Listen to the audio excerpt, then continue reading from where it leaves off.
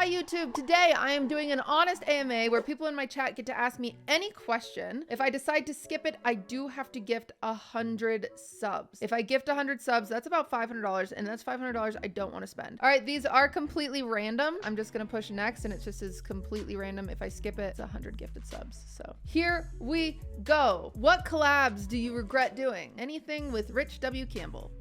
Band-Aid has been ripped off. When is the Halo-thon? This month, January. Come back, check out the Halo-thon. Oh, favorite event you have been a part of that you haven't planned. I'm gonna go with Con because that inspired it all. Why are you the way you are? I was the youngest child. My parents didn't really give me a lot of attention. They were like busy going through their own divorce and shit. So that's how I ended up this way, I guess. Dab. Okay, I'm not trying to like trauma gloat or anything like that. I don't think trauma is a cool thing to collect, but it was very interesting to watch like the reaction to the Anthony Padilla podcast. And I got a lot of DMs. They're like, I'm so sorry that you went through that, blah, blah, blah. And I was like, oh, that's just the tip of the iceberg. All I talked about in that podcast was like being swatted and my dead mother. If I started with my childhood, you would be appalled. Great question. Thank goodness you asked this. Top 3 Marvel characters: Batman, the Joker, Harley Quinn. Just kidding. I know that would piss you guys off. What is your biggest secret? I've never told this story before. Maybe I have. One time I was dating a boy and I have a suspicion that he's cheating on me. So I go and I buy a burner phone, like a track phone is what they're called. And I texted him from that phone. And I said, hey, it was so nice seeing you last night. And he replied instantly and knew who it was. But yeah, so I like sexted him as a different person to then prove that he was cheating on me. I confronted him, but he had no clue. He had no clue that it was me. That, and this is a secret. I've never told this to my mom, if that counts. One time I took a pregnancy test and I was still living with my mom and I was like 19 or something. So I took this pregnancy test and I threw it in the garbage and I put it in the bottom of my garbage. I meant to take it out and I just didn't. And for some reason that day, my mom never went in my room that I thought. Maybe she did and I just didn't know. Whatever. I came home and my mom's like, do you need to tell me something? I was like, no. And she's like, I took out your garbage today and I found this. And I go, oh, that was my friend Samantha's. And she was like, oh. And I was like, yeah. And my mom was like, is everything okay? And instead of me being normal and saying, yep, tested negative, I go, yeah, she tested positive and got an abortion. I don't know why. If you're gonna lie, don't go that far with a lie. I remember like following up with it because I was like, oh, maybe she won't believe me, you know? And then like a few days later, I remember going into her room and like sitting on the bottom of the bed. I'm like, yeah, Samantha's just really going through it. Like she like really doesn't know what to do. She saw the negative test. I would like to keep that very clear. She saw the negative test. So why I kept going on with this, I don't know. And then I ended up telling Samantha like it was a joke. I was like, Samantha, guess what I did? And Samantha was like, why would you do that? And I was like, oh, I thought this was funny. I thought we were having like a fun. I thought this was funny for us. And she was like, I'm never going to your house again. I don't want your mom to see me. And I was like, oh, she was pretty mad at me. I don't blame her. Goals for 2023. My number one goal for 2023 is eating breakfast. That seems like a crazy goal. However, I've had an eating disorder most of my life. And so I do feel like eating breakfast is a good step for me. Waking up before 11 a.m. I'm trying to focus more because what happened is all of my goals last year were numerical. And, you know, I don't have much control over if I have 4,000 people watching me or 2,000 people watching me. And so it sucks to kick myself because I didn't hit 500,000 subscribers on YouTube. Overall, I think I'm just trying to change my mindset a little bit. I want some like better work-life balance this year. I'm trying not to focus on numbers as much. I'm genuinely trying to because numbers make me feel bad. Will E-Girl Rejects ever come back? No, it will never come back. E-Girl Rejects was a bit of a show. It was really hard to keep together. I was just exhausted and that's why it stopped. Do you think the cons of streaming outweigh the pros? Yes. This is a really hard job. When people ask me like, hey, should I get into streaming? I usually say no. Like I talked about earlier, like you find your only value is numbers and you also have like the big comparison syndrome where all you do is compare yourself to other people. What's crazy is if you talk to any streamer, no matter what size, it's never enough. If you talk to X, he's like, I want to average 100K. If you talk to me, I want to average 5K. If you talk to anybody, they always have a number that's what they wish they had. And it's never enough. You're never content, it seems. You know, you get canceled for saying something and it's like very simple and it's like, that's not what I meant. You're forever a spectacle, you're never a human, and it's very weird. But again, I'm very, very lucky. And so for now, while I can handle it, while I have the success I have, I will do it. And those are the pros. The pros are great money. I make my own schedule. The pros are I can make the stuff I really want. I get to create. How cool. It's like I'm an artist, but with a different type of material. There's like a few pros, but there's quite a bit of cons that definitely outweigh the pros. So you definitely have to decide. But yeah.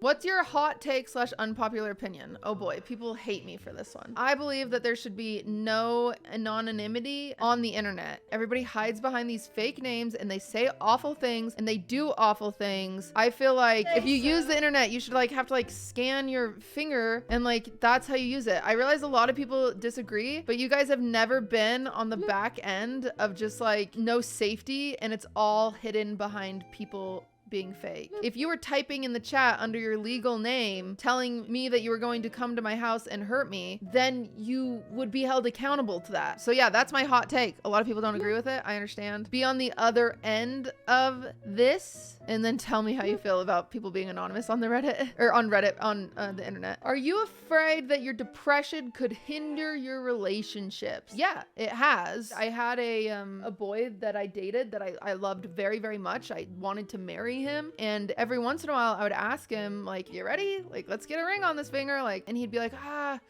you don't really check all my boxes yet. And I'd be like, okay, like what? You know, and he'd list things that were wrong with me that I needed to work on. And one of those things was that I was sad a lot. And a lot of you guys are saying him, but I would like to make it like very clear, like some people can't handle that in a relationship, you know. At least he had boundaries and standards, and good luck to him to find someone who is, you know, perfectly sane. But he didn't have the capacity to deal with someone that had as much mental and emotional baggage as myself. But yes, I am in a constant state of like guilt when I'm really depressed. I'll apologize to Ludwig. I'll thank him for being patient when he's never complained about it. Yeah, I think it's a thing that I am constantly afraid of. It is something that like I feel like I have lost someone in the past because of, so it doesn't go away. On a scale of 1 to 10, what would you rate your current mental health? I would say a 3, but I am high functioning, so I'm thankful for that. Are you okay after taking a fall filming Coots in the Snow? Yes, I'm good. How much do you make in a year? Ooh. Actually, I want to see what Google says.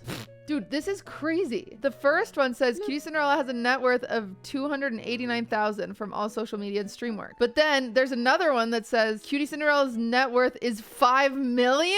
What the heck? How much I make in a year is a very interesting thing because I'm different than a lot of streamers where I reinvest in events. But a very easy way to figure out what a streamer makes is pulling up a calculator and you do an exclamation point sub count. I have an average of 5,000 subs. I get 50% of that, so that's 12,500 a month times 12. That is 150,000. And then donos and bits. I actually don't get many donos. I probably only make about $200 in donos and bits a month. I actually don't know how to calculate ad revenue, which is weird. You should be able to guess how much money you're making off of ad revenue, but I don't know. And then my YouTube channel is a big mix. Some videos I barely make enough to just like cover the editor, and some videos I make money, but I also have a YouTube manager that takes up cut, and yeah, that one's kind of complicated. I don't know how much I make off YouTube. Sponsors depend on the month. For 2022, I know how much I made. I made 60K off of sponsors. Oh, not for 2022. For 2021, I made 60K off of sponsors. So essentially I make between 200K to 250K before salaries and stuff like that. See, it gets really confusing when you think about like, okay, if she made 250K minimum a year, but then she spent 300,000 on the streamer awards, I'm still in a place where almost all of my streaming money gets filtered back into stream with events. I don't know what my take home is, if I'm being 1,000% honest. I'm very, very lucky because I live comfortably enough that I'm not nervous about spending things, and also comfortably enough that I don't really know how much I make, which is a luxury in itself because, you know, I've had lots of jobs where I'm like, I'm only making this much an hour, and it's very stressful and it's very this, and I know exactly how much I make for every minute. So I am very, very lucky. I'm like insanely lucky, insanely grateful for the job that I have now, and I don't know how much I make. That was the best I could answer that. I'm sorry if it was a little vague, but I feel like it still counts. Favorite e-girl streamer? streamer. Candyland, she's my favorite e-girl. How do you feel about winning Best Fear and Permanent Host by the Hassan community? I didn't know you guys voted on that. Thank you. Yes, I am gonna do more episodes. I am going to become a permanent host. I want to be a part of something. It's with two boys that I very much so believe in. And so that's the reason that I'm joining. But yeah, I'm figuring out exactly how to join. Why did e-girl rejects end? A mix of Casey constantly picking fights with people that I felt like she shouldn't pick fights with, Minx being really hard to schedule with, and me being overwhelmed. So it was just a lot to keep up on. Do you want to have children? I kind of hate this question because I feel like you're only asking me because I'm a woman. I don't know. There's my answer. Men get asked that all the time. Really? Are you official co-host of Fear End? I'm not an official co-host, but we're talking about it. What is your toxic trait? I think my dry humor. A lot of people don't know I'm joking a lot of the time. I also think another toxic trait that I have is I'm loyal like a in German Shepherd. You would think this is a good thing, but it's also bad because sometimes people don't want, because a lot of the times people don't treat you the same way you treat them. Like I will stand up for anyone that's like a friend of mine, but then I'll like stand up for them and they will like not have done the same for me, or they'll like not stand up for themselves, if that makes sense. Let me tell you a quick story. I'm talking to Miss Tricky. I love Miss Tricky. The story is about her. I went to Texas once upon a time, many years ago, and it was after somebody leaked Mitch Jones's DMs, and Mitch Jones is pissed, and we go on a stream, and in the DMs he had like proven to like have cheated on Miss Tricky, and I was like, yeah, that guy. And I went on a stream and I made a joke about him having crabs or something like that. Like it was very much so a joke. We were like roasting each other and blah blah blah. Then we go to a house party afterwards. We're at this house party and it's at Mitch's house, and I didn't think it was real. I didn't think anyone like, you know, thought anything of it. And then all of a sudden Mitch calls me over and he's like, you need to get out of my house. And I was like,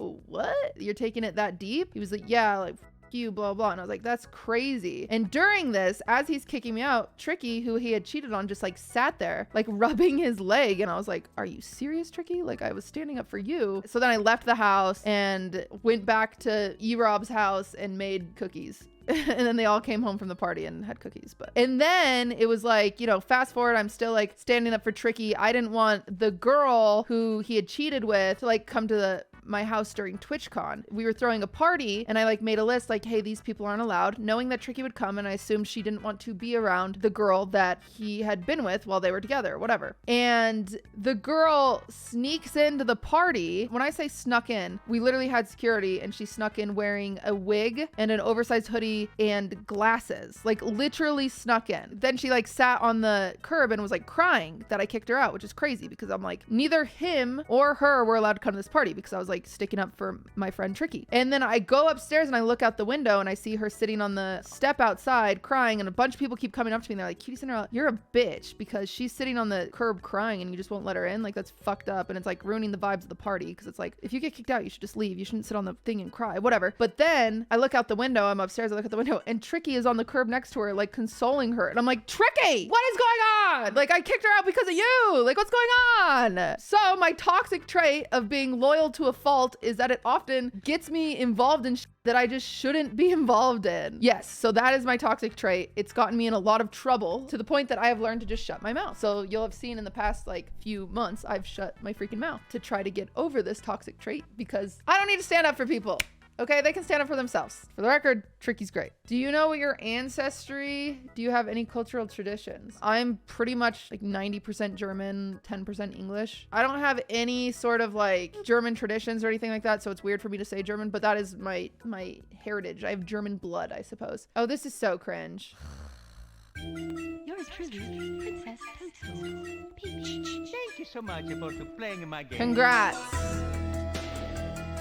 Great work, everyone. Great work. You've done it. What is the worst thing you feel you've done but don't regret it? That's an interesting question. Most of the things that I've done that are bad, I do regret. I had a job in retail where the person above me had the job I wanted, and I was like very much so next in line, and I was overqualified and everyone wanted me to have that job. There was just no open position in any of the other retail stores. And the person that had the job above me came in drunk like all the time, came in late all the time. And I constantly, for months and months and months, covered their ass. Like I covered their ass all the time. And then one time they didn't show up and they didn't show up and they were supposed to open the store. And normally what would happen when they didn't show up, I would get a call from an employee that would be like, hey, so-and-so is here. They didn't show up. Will you come open the doors and open for them? And I'd be like, and mind you, this person is above me in the chain of command. They're making more money than me. And I'm constantly having to do this over and over again. So I go and I unlock everything. And I tell myself, this is the last time, this last time. And then my boss comes in and they're like, oh, where's Shannon? Is she left for the day already? And I'm like, yep. I never mentioned to the boss that she's been doing this for months. And then not even 2 days later, she does it again. It posts on her Instagram that she's out drinking the night before until 3 a.m. and just doesn't show up again. And so I get the call from somebody like, hey, Shannon's not here again. Will you come open the door? And I didn't answer. That was the first time I didn't answer. I was like, nope. I saw it ringing. I didn't answer. I knew what it was. They kept calling. I didn't answer. So then they had to call my boss, the boss of the entire store. They called that day that person in that job got fired. And then I took their job. I feel bad about it because I could have saved their job, but I also don't regret it because it was her fault. What friend of all of yours do you like the most? What friend of all of mine? I guess Maya. Oh, good question. You tried to bait me. Who is your co-host for the Streamer Awards? Honest to God answer, I do not know. I have asked one person and they have not confirmed. Any healthy habits that you have developed over your streaming career? None, literally none. I've only developed bad habits. I can't think of one good habit. I've stopped reading comments as often, but if I didn't have this job, I wouldn't read comments at all. Wow, this one's crazy. What's it like being the only girl in a house full of boys? Really hard. It wasn't also just a house full of boys. It was a house full of Ludwig's best friends. And I'm the stranger. When I moved in, it wasn't I knew everyone. So usually when you move in with people, it's usually people you know and you're comfortable with. But even after 2 years of living together, I was never at a place where I could knock on their door and be like, hey, do you want to hang out? So it's really hard. It's really hard to be in a living situation like that, and it's expected because the boys are all best friends and it's I'm not gonna fit in, and they have their podcast together, they do everything together, and then there's just me. I felt such a lump on the log all the time. I just didn't fit in. But yeah, everybody's moved out and I'm adjusting to living with just my boyfriend. Did you know that so many people are amazed by how cool your career has been because you've pushed streaming industry forward? Yeah, I think I have done a cool thing once or twice. I realized that it's changed the industry because now I have an award show that celebrates people, but it's also really hard to self-reflect on and take any credit for because I still don't consider myself a big streamer. And so it's really, really hard to feel like I've had much of an impact because I'm still in the thick of it. I'm still it's man, if I did have an impact, don't you think I would have more viewers? Don't you think I would, be more relevant? I don't know. I always tell myself once I'm Pokimane size, that's when I'll feel I've done something. I realize a lot of people have said I've pushed the streaming industry, but it's that's great if I've pushed it, but I don't want to be known for pushing it and not known for loving this home owning it. You know what I'm saying? When people think of a top female Twitch streamer, they think of Amaranth or Pokimane. I want my name to be in that list. So how valuable do you think it is to work in multiple different fields? I am so lucky that I've done that because I always have a fallback. A lot of streamers haven't had the same opportunity that I have to have worked in so many different jobs. I have management skills, I have planning skills, I have creative skills, I have all sorts of stuff that I have an easy fallback because nobody knows when they won't be able to keep streaming anymore, right? But luckily, when I do want to stop, I have a lot of fallbacks because of this compared to right? If XQC's streaming career ended tomorrow, if he needed to work a 9-to-5 job, what would he do? But he has so much money that doesn't matter. No, yeah, that's actually a better example is what would Soda Poppin do? That guy's not even smart. That guy's a dumbass. How do you manage anxiety when needed to talk to people for work? Not well. If we were to look at it right now, I have 45 text messages that I need to reply to. I have 15 Discord DMs that I need to reply to that I'm too anxious to reply to. And I can't even count. I will tell you when I have hit the red messages in my Twitter.